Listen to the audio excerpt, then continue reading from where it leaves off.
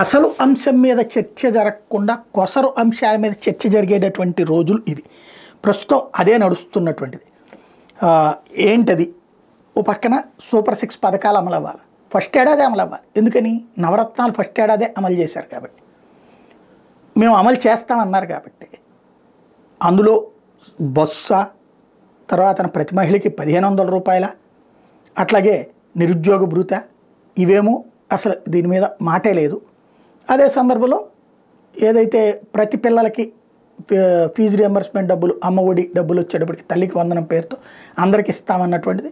అట్లాగే రైతులకి 20,000 ఇస్తానన్నారు. సరే 10,000 రూపాయలు మాది, కేంద్రం 10,000 కూడా లెక్కేసుకోండి, మా పేరుతో లెక్కేసుకోండి, మా దాంట్లో బీజేపీ ఉంది కదా అని చెప్తున్నారు. అది కలిపేసేసి నడుస్తున్నటువంటి పరిస్థితి. ఇవన్నిటి అక్కడ టచ్ చేస్తున్నారు. అయితే అవి రెండు ఈ ఏడాది ఇస్తామంటున్నారు, బాగుంది.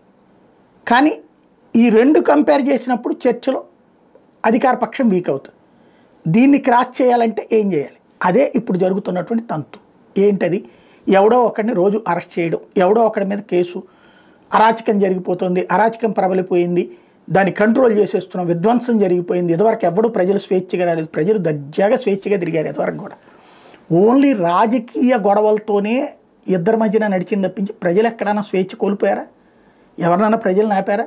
ఇప్పుడు ఎవరి పనాలు చేసుకున్నారు కదా. కాకపోతే ప్రజలు ప్రజలు ప్రజలు అనే పదం పదే పదే వాడుతూ ఉంటారు.